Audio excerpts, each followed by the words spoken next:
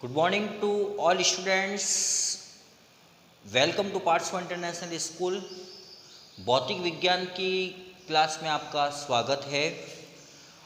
Last class में हमने मूल मात्रक के बारे में और मूल राशि के बारे में हमने बात करी थी। ठीक है, उससे पहले हमने करी थी भौतिक राशियाँ और भौतिक राशियों के प्रकार के बारे में हमने बात करी थी कि भाई मूल मात्रक या मूल राशि या व्युत्पन्न मात्रक या व्युत्पन्न राशि होती है। तो मूल मात्रक के बारे में हमने लास्ट क्लास में हमने बात कर ली थी। आज का हमारा जो टॉपिक है उसका सेकंड टाइप जो है भौतिक राशियों का वो है व्युत्पन्न मात्रक। देखो बच्चों, व्युत्पन्न मात्रक, चूंकि हमने पहले भौतिक राशियों में बताया था मात्रक और मापन के बारे में भी हमने बात करी थी। तो व्युत्पन्न मात्रक क्या होता है? वे मात्रक जिनका उपयोग भौतिक राशियों को व्यक्त करने में किया जाता है। बात समझ में आ रही?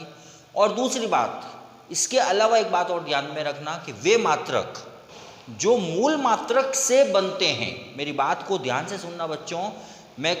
वे मात्रक, व्युत्पन्न मात्रक हम किसको कहते हैं?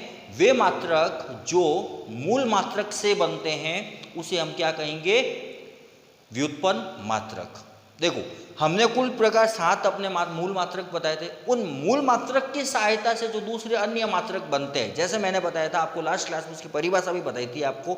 जैसे हमने कहा था चाल बराबर दूरी बट्टा समय। तो भाई चाल जो बनी है, चाल जो भौतिक राशि बनी है वो दूरी और समय से मिलकर बनी है। तो अगर आपसे कोई पूछे भाई ये किस प्रकार का मात्रक होगा, तो ये मात्रक कौन सा होगा? व्युत्पन्न मात्रक। ऐसे मात्रक को हम क्या कहेंगे? व्युत्पन्न मात्रक। जो दो भौतिक राशियों से या और भौतिक राशियों से मिलकर बनती है या मूल राशि से जो मिलकर बनती है उसको हम क्या बोलते हैं? व्युत्पन्न मात्रक। ठीक है बच्चों, तो आज हम कुछ व्युत्पन्न मात्रक के एग्जाम्पल की तरफ देखते हैं कि ऐसे कौन कौन से व्युत्पन्न मात्रक है हमारे पास में, कैसे हम बना सकते हैं मूल राशियों का उपयोग करके। तो देखो, सबसे पहले हम बात करते हैं क्षेत्रफल। बात समझ आ रही?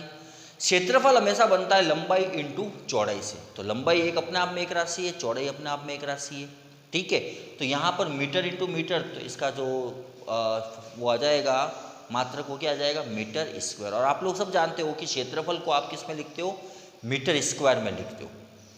इसी प्रकार से हम आयतन की बात करें, आयतन का मतलब क्या होता है? लंबाई इंटू चौड़ाई इंटू ऊंचाई।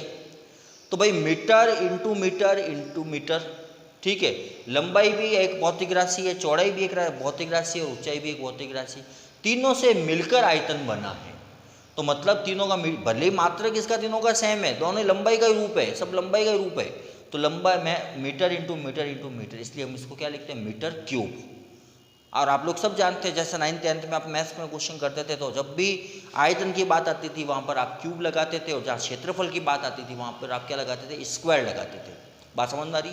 ऐसे कैसे? देखो, चाल, हमने पहले वाली क्लास में भी व्युत्पन्न मात्रक के बारे में जब हमने बताया था उस समय भी हमने इसका डिस्कशन किया था।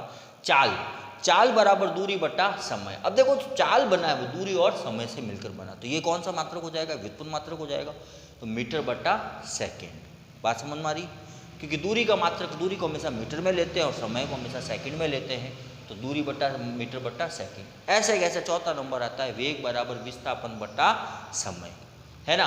तो विस्थापन को हम मीटर में लेते हैं और समय को सेकंड में लेते हैं। ठीक है, तो वेग भी देखो विस्थापन और समय से मिलकर बना हुआ है। ऐसे कैसे? त्वरण बराबर क्या होता है? वेग बटा समय। ठीक है, तो वेग का फॉर्मूला में अपन ने निकाला जब क्या हुआ? मीटर बटा सेकंड बट्टा समय का वापिस सेकंड। तो इसका फाइनल हमने जब मात्रक निकाला वो क्या हुआ? मीटर बटा सेकंड स्क्वायर। बात समझ में आ रही? ऐसे कैसे? बल बराबर F = m होता है, 9th क्लास में हर बार पढ़ते आ रहे हैं। तो बल बराबर क्या होता है? द्रव्यमान इंटू त्वरण। और द्रव्यमान को हम किलोग्राम में लिखते हैं, आप लोग सब जानते हैं इस बात को। और त्वरण को मीटर पर सेकंड स्क्वायर हम लिखते हैं। तो कुल मिला के किलोग्राम इंटू मीटर पर सेकंड स्क्वायर हम इसको लिख सकते हैं बल को। इसी प्रकार से संवेग। ठीक है, संवेग क्या होता है? द्रव्यमान इंटू वेग। इसका मतलब किलोग्राम, और वेग के लिए हमें पता है मीटर पर सेकंड होता है। ठीक है, मीटर पर सेकंड हमने निकाल रखा है। तो ये क्या हो जाएगा? किलोग्राम इंटू मीटर पर सेकंड। इसी प्रकार से हम आवेग बराबर बल इंटू समय। तो किलोग्राम इंटू मीटर बटा सेकंड स्क्वायर इंटू सेकंड से सेकंड कैंसिल हो जाएगा। तो किलोग्राम इंटू मीटर बटा सेकंड। बात समझ में आ गई।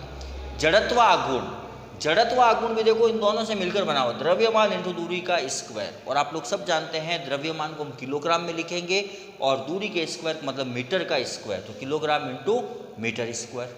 ऐसे कैसे, दाब बराबर बल बट्टा क्षेत्रफल, ठीक है। तो बल का जो हो गया किलोग्राम इंटू मीटर बट्टा सेकेंड स्क्वायर और क्षेत्रफल का मीटर स्क्वायर, मीटर से मीटर कैंसिल होगा तो किलोग्राम बट्टा मीटर इंटू सेकेंड स्क्वायर। ऐसे कैसे, कार्य बराबर बल इंटू विस्थापन, तो बल इंटू विस्थापन तो किलोग्राम इंटू मीटर स्क्वायर बट्टा सेकेंड स्क्वायर, ये कार्य की हो गई। ऐसे कैसे, आवेश, आवेश का मान क्या होता है, विद्युत धारा इंटू समय, तो विद्युत धारा का मात्रा क्या हो गया, एम्पियर इंटू सेकेंड।